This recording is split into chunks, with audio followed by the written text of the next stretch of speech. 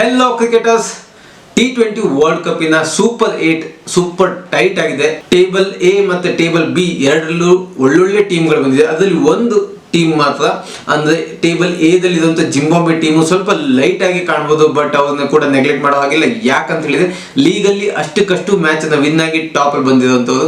ಇವಾಗ ಸೂಪರ್ 8 ಅಲ್ಲಿ ಆಗುವಂತಹ ಲೀಗ್ ಮ್ಯಾಚಸ್ ಗಳ ಬಗ್ಗೆ ಮಾತಾಡೋಣ. ಅದರಲ್ಲಿ ಒಂದು ಮ್ಯಾಚು ನಿನ್ನೆನೆ ಮಳೆ ಬಂದು ಕೊಚ್ಕೊಂಡು ಹೋಯ್ತು. ಪಾಕಿಸ್ತಾನದ ನಸೀಬ್ ಚೆನ್ನಾಗಿಲ್ಲ, ನಮಗೆ ಶ್ರೀಲಂಕಾ ಗ್ರೌಂಡೇ ಬೇಕು ಅಂತ ಬೊಬ್ಬೆ ಹೊಡ್ಕೊಂಡ್ರು. ಇವಾಗ ಶ್ರೀಲಂಕಾದಲ್ಲಿ ಮಳೆ ಬಂದು ಮ್ಯಾಚ್ಗಳು ಕ್ಯಾನ್ಸಲ್ ಆಗ್ತದೆ. ಹಾಗೆ ಇವತ್ತು ಸಂಡೇ ಎರಡು ಮ್ಯಾಚ್ ಇದೆ. ಒಂದು ಶ್ರೀಲಂಕಾ ವರ್ಸಸ್ ಇಂಗ್ಲೆಂಡ್, ಮತ್ತೊಂದು South Africa versus India. So ಮೊದಲನೇ ನಡೆಯುವಂತ ಮ್ಯಾಚ್ ಶ್ರೀಲಂಕಾ ವರ್ಸಸ್ ಇಂಗ್ಲೆಂಡ್, ಅದ್ರ ಬಗ್ಗೆ ಮಾತಾಡೋಣ. So welcome back to the cricket journey.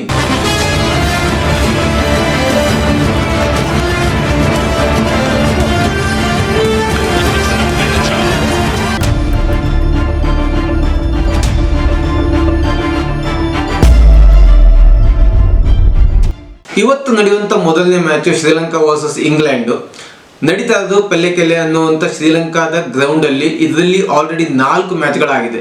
ಏನು T20 ವರ್ಲ್ಡ್ ಕಪ್ ಸ್ಟಾರ್ಟ್ ಆದಾಗ ಆಗಿರುವಂತ ಲೀಗ್ ಅಲ್ಲಿ 4 ಮ್ಯಾಚ್ಗಳಿಲ್ಲ ಆಗಿದೆ.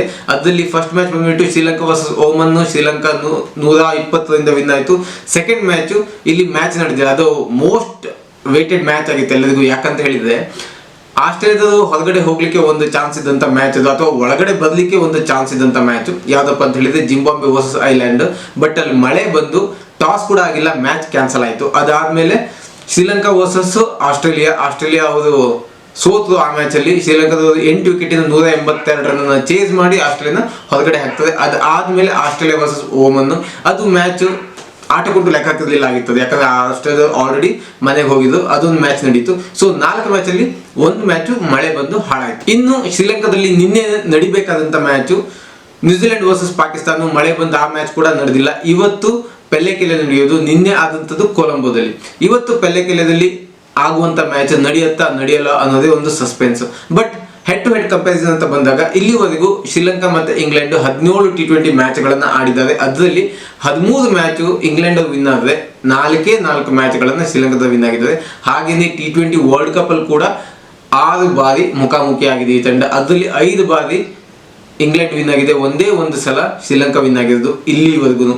2010ರಲ್ಲಿ ಒಂದು ಸೆಮಿಫೈನಲ್ ಕೂಡ ಅವರು ಇಂಗ್ಲೆಂಡ್ ಜೊತೆ ಸೋತಿದ್ದಾರೆ. ಇನ್ನು ಶ್ರೀಲಂಕಾದಲ್ಲಿ ನಡೆಯುವಂತ ಮ್ಯಾಚ್ ಆಗಿದ್ದಕ್ಕಾಗಿ ಶ್ರೀಲಂಕಾದವರಿಗೆ ಅಲ್ಲಿಯ ಕಂಡೀಷನ್ ಮತ್ತೆ ಗ್ರೌಂಡ್ ಸಪೋರ್ಟ್ ತುಂಬಾ ಚೆನ್ನಾಗಿರುತ್ತೆ. ಹಾಗೆ ಕ್ರೌಡ್ ಸಪೋರ್ಟ್ ಕೂಡ ತುಂಬಾ ಚೆನ್ನಾಗಿರುತ್ತೆ. ಹೋಮ್ ಗ್ರೌಂಡ್ ಅಲ್ಲಿ ಆಡ್ತಾ ಇದ್ದಾರೆ.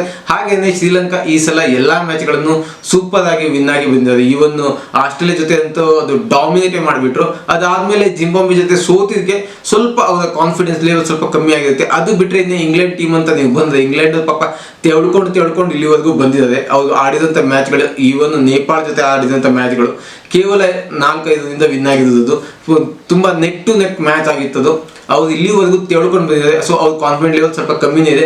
ಬಟ್ ಇನ್ ಕೇಸ್ ಏನಾದ್ರು ಶ್ರೀಲಂಕಾದ ಲೂಸ್ ಬಿಟ್ಕೊಟ್ರು ಮ್ಯಾಚ್ ಅಂತ ಹೇಳಿದ್ರೆ 100% ಈ ಸಲ ಕೂಡ ಇಂಗ್ಲೆಂಡ್ ಅವರು ಡಾಮಿನೇಟ್ ಮಾಡೋದಂತ ಗ್ಯಾರಂಟಿ. ಇನ್ನು ಶ್ರೀಲಂಕಾದಲ್ಲಿ ಓಪನಿಂಗ್ ಬ್ಯಾಟಿಂಗ್ ಲೈನಪ್ ಏನಿದೆಯಲ್ಲ, ಅದಷ್ಟೇ ಅವ್ರ ಸ್ಟ್ರಾಂಗ್ ಬ್ಯಾಟಿಂಗ್ ಝೋನ್. ಅದಾದ್ಮೇಲೆ ಮಿಡಲ್ ಆರ್ಡರ್ ಅಲ್ಲಿ ಅವ್ರ ಕ್ಯಾಪ್ಟನ್ ದಸನ್ ಸನಕ.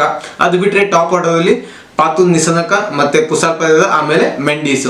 ಇದೊಂದು 4 ವಿಕೆಟ್ ಅಷ್ಟೇನೆ. ಅದಾದ್ರೆ ಇಂಗ್ಲೆಂಡ್ ಅಲ್ಲಂತೂ ಬ್ಯಾಟಿಂಗ್ ಲೈನಪ್ ಸಿಕ್ಕಾಬಿಟ್ಟೆ ಡೆಪ್ತ್ ತನಕ ಇದೆ. ಬಟ್ ಅವರಲ್ಲಿ ಯಾರು ಪರ್ಫಾರ್ಮ್ ಕರೆಕ್ಟ್ ಆಗಿ ಮಾಡ್ತಾ ಇಲ್ಲ. ಸ್ಯಾಮ್ ಕರನ್ ಮತ್ತೆ ಜಾಕ್ ವಿಲ್ಸ್ ಲಾಸ್ಟ್ ಮ್ಯಾಚ್ ಅಲ್ಲಿ ಆಡ್ದ, ವಿಲ್ ಜಾಕ್ಸ್ ಲಾಸ್ಟ್ ಮ್ಯಾಚ್ ಅಲ್ಲಿ ಆಡ್ದ. ಅದು ಬಿಟ್ರೆ ಎಲ್ಲರೂ ಅವರು ಪೋರ್ಷನ್ ಕಂಪ್ಲೀಟ್ ಮಾಡ್ತಾ ಇದೆ. ಸಾಲ್ಟ್ ಮತ್ತೆ ಬಟ್ಲರ್ ಏನಾದ್ರು ಬ್ಯಾಟಿಂಗ್ ಆಗ್ಬಿಡ್ತು ಅಂತ ಹೇಳಿದ್ರೆ ಕಂಪ್ಲೀಟ್ಲಿ ಪ್ಯಾಕ್ ಆಗಿರುವಂತ ಟೀಮ್.